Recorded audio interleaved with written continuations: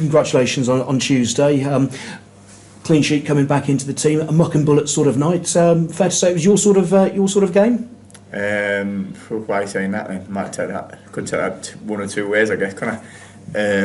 But no, yeah, it was enjoyable, to be fair, to be back out there, and we've managed to grind one out in the conditions. It was, Rubes mentioned it, obviously we travelled up on the day, so it was a long day for the lads, and then we've ground out a good away result, so it was good, yeah, good all round day, really, all round performance. And I know you've been down south for a couple of years now, but on the northern scale, where does that rank? As a bit chilly and a bit windy, maybe?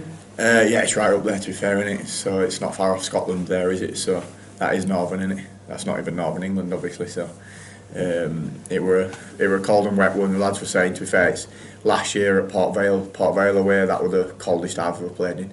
A few of the lads were saying that's up there for them as well, so it wasn't as bad as that.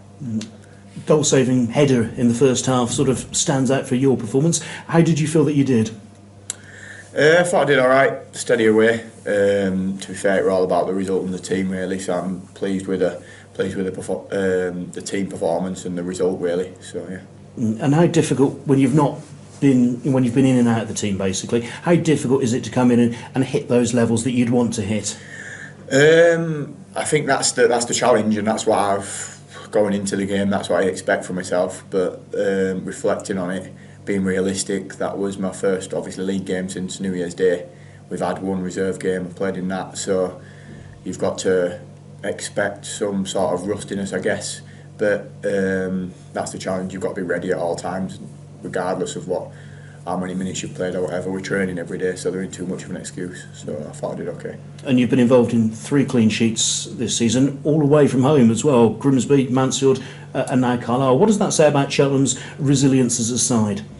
Yeah, I think that's something we've added to his game this year massively. I think last year at times when we were good, we played well and we blew teams away at times.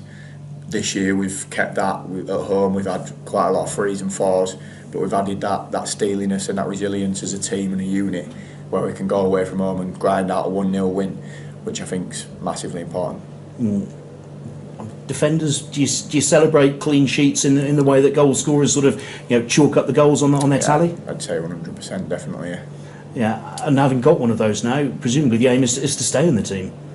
Yeah, 100%. That's always been the aim, to get in the team and to stay in the team. So that's what I'll be looking to do moving forward. Yeah. Leyton Orient this weekend. You played in that game at the opening day of the season. I mean, just a crazy game for many different reasons. Yeah, there were a lot of talk about that after, obviously, because with the 2 sending offs and things, and obviously the game leading up to it with the build-up with Justin Edinburgh and everything.